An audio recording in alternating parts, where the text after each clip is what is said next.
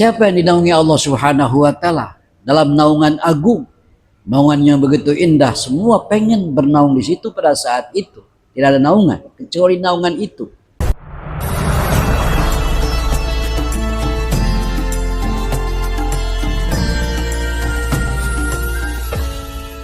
Wal maqalatul asyirah. Adapun maqalah yang ke-10. Qala Nabi sallallahu alaihi wasallam, bersabda Nabi sallallahu alaihi wasallam, salah satu nafarin, ada 3 golongan, yuzilluhumullahu tahta zilli, di mana 3 golongan itu akan dinaungi oleh Allah Subhanahu wa taala. Yuzillu, menaungi, hum, kepada 3 nafar itu. Siapa yang menaungi? Allahu, oleh Allah Subhanahu wa taala. Tahta zilli arsyihi, di bawah naungan arasnya Allah. Yauma, pada suatu hari, ketika la zilla, tidak ada naungan sedikit pun, illa zillahu, kecuali naungan Allah Subhanahu wa taala, ayyaumal qiyamah, yaitu pada hari kiamat. Ada 3 golongan yang Allah akan naungi, di mana tidak ada naungan lagi pada saat hari itu. Hanya ada naungan Allah Subhanahu wa taala, yaitu pada hari kiamat kelak, di mana semuanya memikirkan dirinya sendiri. Anak lari dari ibu, ibu lari dari anak. Tidak lagi membutuhkan harta dan apapun yang pernah kita cintai. Semuanya nafsi-nafsi. Pada saat itu tidak ada lagi naungan kecuali hanya naungan Allah Subhanahu wa taala. Dan Allah, kata Nabi, akan menaungi 3 kelompok daripada orang-orang muslim yang mukmin. Siapa yang pertama? Yang pertama adalah al-mutawaddi'u fi makarih. Al-mutawaddi'u fil makarih, yaitu orang yang selalu berwudu, orang yang berwudu, orang yang melakukan wudu. Kapan? Fil makari, di dalam, pada, ketika dia itu mengalami sesuatu yang ia benci, yang ia tidak sukai.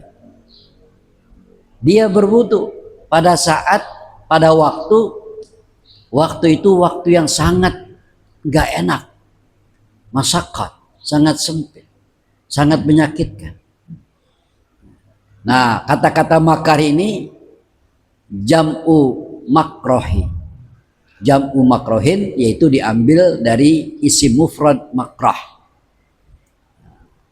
Bifathil mim warra, dengan dibaca fathah mimnya dan ra-nya. Jamak dari makroh. Ai fi awqatil masyaqqah, yaitu pada saat, pada waktu-waktu yang sangat menyulitkan. Wahya awqatul baradis syadidi, yaitu waktu-waktu yang sangat dingin. Al-barad, dingin, syadid, ini hanyalah analogi, kiasan. Pokoknya sesuatu yang menyakitkan, sesuatu yang tidak menyenangkan. Contohnya apa? Seperti pada saat yang sangat dingin. Nah, kita disitu berwudu. Nah, di sini menunjukkan bahwa berwudu itu adalah sesuatu hal yang ditekankan untuk kita sebagai muslim mukmin. Asal bisa, setiap kehidupan, setiap kita berjalan, setiap kita ada, jangan lepas wudu. Mau ngapain aja dah, jangan lepas wudu, jangan tinggalkan wudu.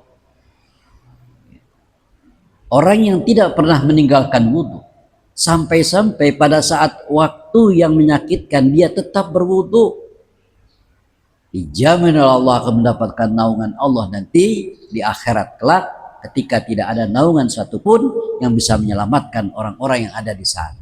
Dia mendapatkan itu. Sebabnya apa? Sebabnya dia tidak pernah lepas wudu. Walaupun pada saat, pada waktu-waktu yang sangat menyulitkan, yang sangat menyakitkan, yang sangat menyusahkan, tetap berwudu.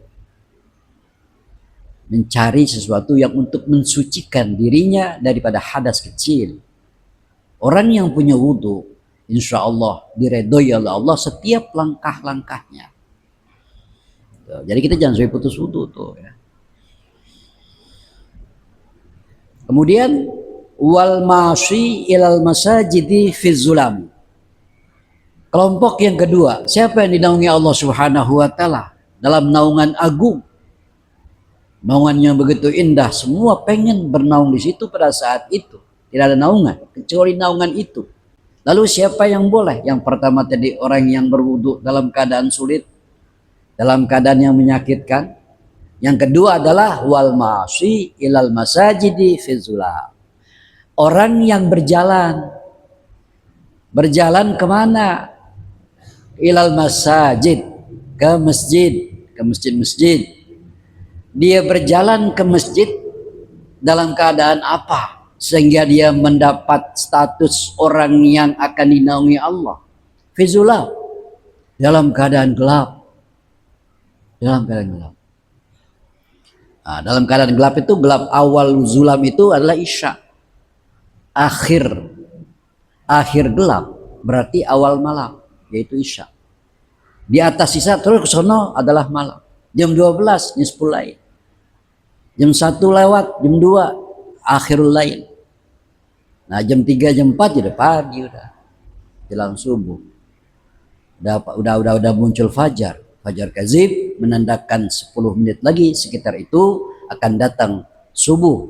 Kalau sudah datang subuh disebut fajar shodiq. Fajar shodiq adalah fajar yang menandakan masuknya waktu subuh. Nah, kemudian mau ngapain dia ke masjid?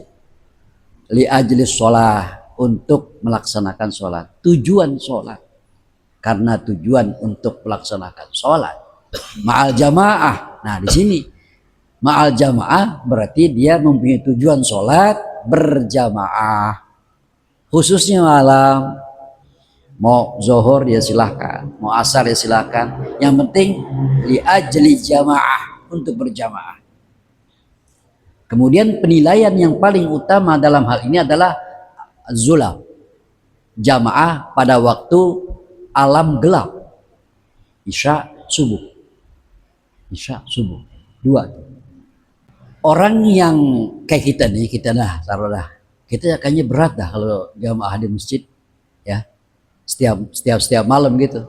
Apalagi datang jamaah isya, lalu sholat ba'da isya, kemudian nanti sholat witir atau sholat yang lainnya pada malam hari, paham seperti itu. Kayaknya berat gitu ya.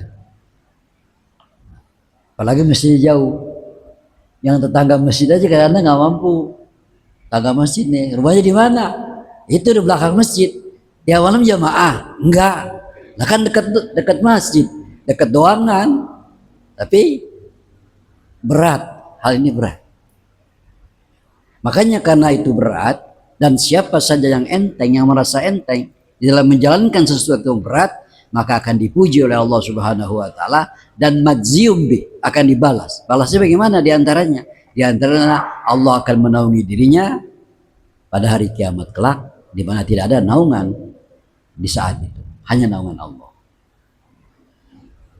Ada sahabat Rasul yang bernama Sya'ban, itu sebagai contoh aja ya, contoh. Kan luar biasa Sya'ban itu.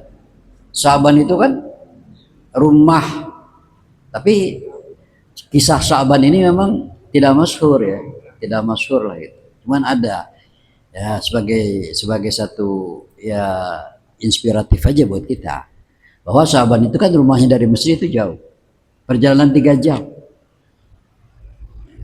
Dia tidak pernah tidak menghadiri jamaah bersama Rasulullah, terutama subuh. Pada suatu ketika Rasulullah lagi tengah-tengah, sahabat belum datang. Kemana sahabat?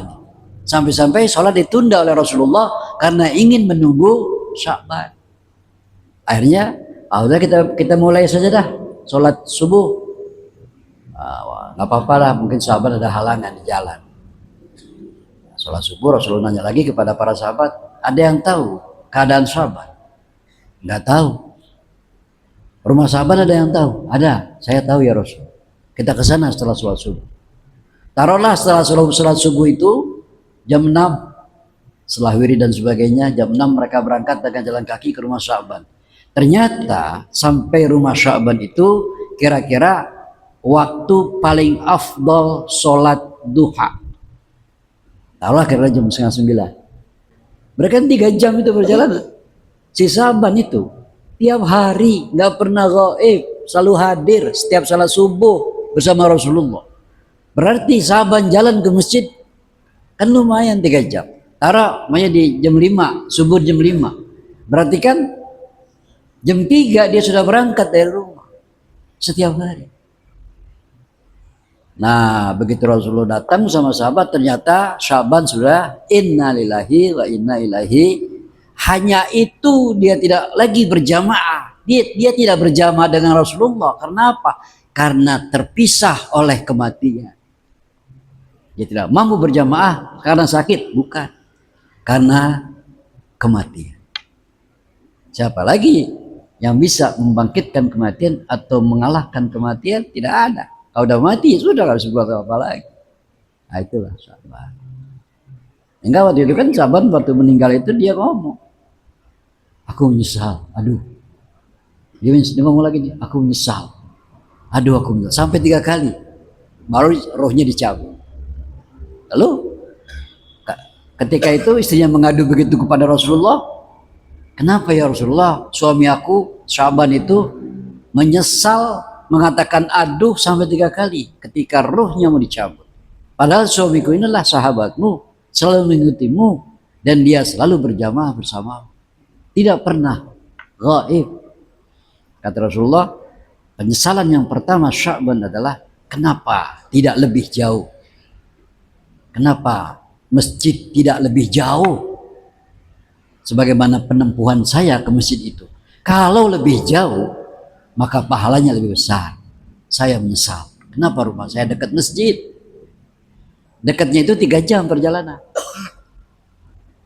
Gitu. Penyesalan yang kedua adalah, ya Allah, kenapa tidak yang baru? Emang kenapa? Ketika Sa'ban mau berangkat ke masjid subuh-subuh, ada orang yang sedang kedinginan. Lalu Sa'ban ketika mau berangkat ke masjid menggunakan pakaian 2. Yang pertama adalah pakaian baru berupa jaket, berupa pakaian tebal, dipakai di bagian dalam. Yang kedua pakaian biasa yang lamaan dipakai di bagian luar. Ketika dia lewat di suatu jalan menuju masjid ketika mau salat subuh, dia melihat ada orang yang sedang kedinginan karena pada itu badai hujan. Nah, Sa'ban pikir, saya kasih aja dah mantel saya yang tadi buat saya lindungi baju mantel saya yang baru. Dikasih itu. Sehingga orang itu merasa hangat dan mereka akan terus berjalan menuju masjid. Kata Sa'ban, andai kata saya kasih yang baru, kan lebih sempurna pahala saya. Saya menyesal.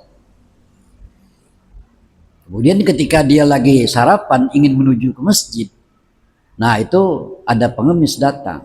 Dia belum makan.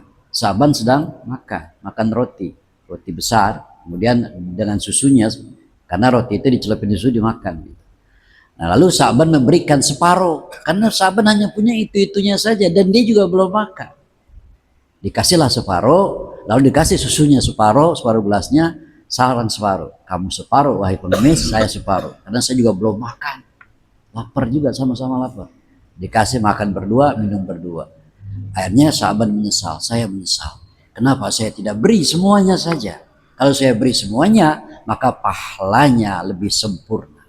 Sa'ban menyesal bukan karena dia kekurangan amalan, tetapi dia tidak sempurna di dalam mengamalkan sebuah perbuatan baik. Masih menyesal. Bagaimana mereka yang tidak mempunyai amalan baik? Atau bagaimana mereka yang perbuatan baiknya lebih sedikit daripada perbuatan buruknya? Nah, itu kan begitu, seperti itu. Nah, Sa'ban orang yang rajin ke masjid masih menyesal ketika dia mengalami sakaratul maut. Misalnya dia bukan karena kekurangan, misalnya dia karena tidak sempurna, begitu doang. Padahal itu pahalanya udah gede banget Allah kasih, udah besar loh. Kenapa nggak sampai? Kenapa? Ya, sedikit lagi. Kenapa sih gitu? Jadi seperti itu. Padahal Allah udah kasih pahala majzium bihnya itu sudah benar-benar sempurna. Tapi ketika peristiwa pengumpulan amal, pengumpulan pahala, menurut Sa'ban itu tidak sempurna. Dia menyesal. Jadi orang mati pasti menyesal. Baik dia beramal banyak dan baik menyesal. Kenapa tidak lebih banyak? Kenapa tidak lebih baik? Apalagi yang tidak punya amal baik. Apalagi nggak ada orang yang mati yang tidak menyesal. Nah, kita mudah-mudahan di sini sebagai amal baik nih, kumpul duduk bermajlis, kemudian ini ada ganjarannya, ada majaziyum bih, akan dibalas dengan amalmu yang kamu kerjakan pada saat itu. Semoga kita semua dikumpulkan dalam satu majelis, dikumpul juga nanti di sana dalam satu firdaus. Amin ya rabbal alamin. Wa mut'imul ja'i, dan terakhir adalah kelompok ketiga yang dinaungi oleh Allah dan dijanjikan surganya Allah Subhanahu wa taala, mut'imul ja'i, orang yang selalu memberikan mereka yang lapar. Orang yang memberikan makanan kepada orang yang lapar. Maksudnya apa? Sering-sering bersedekah. Sedekah. Kenapa dengan sedekah? Kalau kita bersedekah, kita akan menjadi orang yang soleh. Fa asaddaqa wa akum minas solehin. Gitu. Kalau saya ditunda ya, masalah kematian juga diceritakan. Andai kata saya ditunda ya Allah umurnya, saya akan bersedekah. Emang apa kamu mau bersedekah? Karena dengan sedekah saya menjadi orang soleh. Selama ini barangkali sulit untuk melakukan sholat rawatib, sulit untuk melakukan sholat tahajud, sulit untuk melakukan sholat duha, kurang sedekah, kurang sedekah, gagal mulu, usaha gagal, cita-cita gagal, anak-anak gagal dalam pendidikan. Tidak ada sesuatu hal yang kita harapkan itu tercapai. Kurang sedekah. Baca Quran malas, baca Quran malas. Gak pernah diwiridin tuh Quran, cuma dipajang doang. Setiap orang punya Quran, tidak setiap orang mewiridkan Al-Quran. Emang kenapa? Berat baca Quran. 2 lembar aja setiap hari. Kurang sedekah. Fa'asaddaqa wa akum minas solihin. Saya akan bersedekah dan saya akan menjadi orang yang soleh sebab sedekah. Nah, diberikan tanda yaitu mut'imul ja'i, suka memberi makan orang-orang yang butuh makan, suka memberikan sedekah bagi mereka yang membutuhkan. Ingat, sedekah itu tanpa waktu, tanpa ukuran, tanpa sebab. Berapapun silahkan. Kalau zakat beda, zakat ada sebab, ada ukuran, ada syarat, ada yang berhak menerima, ada muzaki yang harus memenuhi syarat muzaki. Kalau sedekah tatawu, sedekah sunnah, bebas. Mau berapa? Kamu punya berapa? Silakan. Jadi diberikan satu kode, satu ciri, satu isyarat, wa mut'imul ja'i.